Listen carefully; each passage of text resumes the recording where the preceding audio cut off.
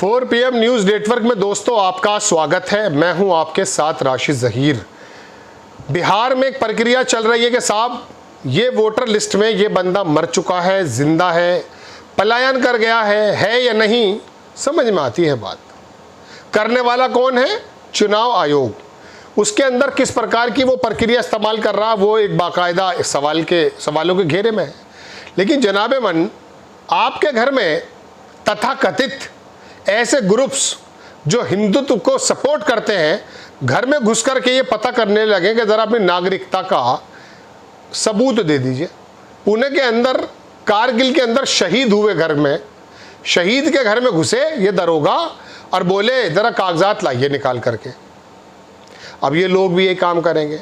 महाराष्ट्र के बारे में मैं आपको बारहा बता चुका दोस्तों कि महाराष्ट्र में दरअसल कुछ इस प्रकार का माहौल था शुरू से ही कि लोग ये सोचा करते थे कि वाकई बड़ा भाईचारा है मुंबई में, महाराष्ट्र में। लेकिन अब आने वाले समय में क्या हुआ है, बीजेपी की सरकार वहाँ है, पहले भी थी, लेकिन अब आकर के उस बीजेपी की सरकार ने पूरे महाराष्ट्र में ये बात पैदा कर दी दोस्तों कि वो लोगों के घरों के अंदर घुसेंगे और ये पता करेंगे कि साहब बता दीजिए आपके जो है आप भारतीय या नहीं।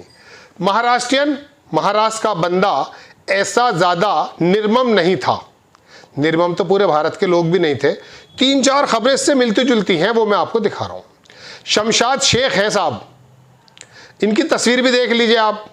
पुणे के कारगिल युद्ध सैनिक के हकीमुद्दीन शेख के घर में घुसी बजरंग दल की भीड़। परिवार ने मांगा भारतीय नागरिक होने का सबूत, पहचान पत्र दिखाने पर उसे फर्जी बताया। ये लोग करेंगे अब इस बात की परवाह। कौन से दल है ये? बजरंग दल। एक जगह लिखते हैं कि शमशाद शेख पुणे में रहते हैं, निजी व्यवसाय करते हैं। उनके चचा कारगिल युद्ध में के वेटरन रह चुके हैं। उनकी पूरी पीढ़ी ने सेना में भर्ती होकर देश की सेवा की। 65 में, 71 में, 99 में युद्ध परिवार में लोगों ने हिस्सा लिया, उल्लेखनीय योगदान भी दिया। लेकिन तथाकथित देशभक्त लोगों का एक झुंड इनको बांग्लादेशी रोहिंग्या साबित करने में लगा है। पुलिस के साथ 60-70 लोगों का एक झुंड आधी रात में इनके पहचान, पुलिस के साथ, ध्यान रखिएगा, इनकी पहचान करने इनके घर पहुंचता है। सवाल उठता है कि भीड़ को यह अधिकार किसने दिया? वहां पर मौजूद पुलिसकर्मी क्या कर रही थी? बांग्लादेशी के नाम पर भारतीय मुसलमानों का उत्पीड़न बंद होना चाहिए। इस मामले में झुंड पर कार्रवाई होनी चाहिए, ये कहना है अब्दुल रहमान ने, पूर्व IPS। ये इनकी शक्ल भी है। अंग्रेजी अखबार ने भी इसको छापा। Ask to prove citizenship by Pune police mob Kargil veterans family. आपकी स्क्रीन पर खबर है, ये आलम है। एक खबर मैं आपको और दिखाना चाहता हूँ। मालेगांव के बारे में भी आप सुन चुके हैं। ये सुबोध है, बुलंदशहर में, याद होगा आपको, पिछले दिनों मार दिए गए थे सियाना के पास। मुख्य आरोपी था योगेश राज। बड़ा इसका इस्तकबाल हुआ। एक बार मैं भी देखा है, मैंने RSS के कार्यालय में आया था जब इसको पकड़ लिया था, तो उत्तर प्रदेश के मेरठ में RSS का कार्यालय, वहाँ ये आया भी था।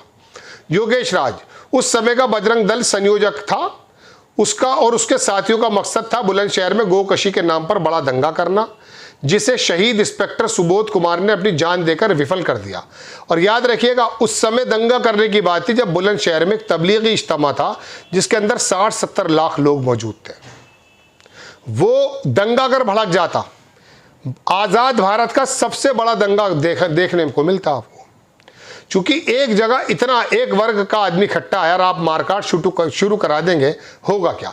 बहरहाल इसको पकड़ा, हिंदुत्ववादी दलों ने अपना बाप बना लिया, सर पे रख लिया। ऐसे करते हैं ये लोग। तो उसके बाद क्या हुआ है जनाब, ये सब जानने के बाद भाजपा ने उस हत्यारे योगेश राज को पार्टी से टिकट देकर जिला पंचायत का सदस्य बनवा दिया बीजेपी ने। वो जेल से बाहर आया तो भाजपा नेताओं ने पूरे शान से मालाएं पहनाकर उसका स्वागत किया। ये मोदी शाह की भाजपा है, जितना बड़ा अपराधी है उतना बड़ा सम्मान देती है। अब सुनने में आया इसको ये अपराधी पाया गया, ये सुनने में आया। मेरे मित्र हैं, उन्होंने मुझे इसका वो भेजा भी था लिंक, मैं देखता हूँ। अगर वो मुझे मिल जाता तो 1-2 लाइन में उसमें से पढ़कर आपको दिखा देता हूँ। तो जनाबे मन, ये कंडीशन है, देखिए ये समाचार नामा, कौन सी का लिंक है ये गोदी मीडिया के जो बड़े बड़े वो है ना, वो बताते भी नहीं है। ये है समाचार नामा, लेकिन अखबार तो अखबार है। यकीन तो आप कर ही लेंगे। इसके अंदर लिखा है कि सियाना हिंसा के इंस्पेक्टर सुबोध हत्याकांड 6.5 साल बाद आया फैसला, 5 को उम्र कैद, 33 को 7 साल की सजा। इसके अंदर वो भी बंदा गया। तो मुंबई में तो ये मांग रहे हैं साहब कागज दो, आप बांग्लादेशी तो नहीं हो। यहां कातिल जिला पंचायत का सदस्य बनता है, सर पे बिठाते हैं, हीरो बनाते हैं। अब कोर्ट जब सजा दे देती है, बताइए इसको क्या कहा जाए? इसको कौन से देश में भेजोगे जिसने ड्यूटी करते हुए इंस्पेक्टर सुबोध की हत्या कर दी?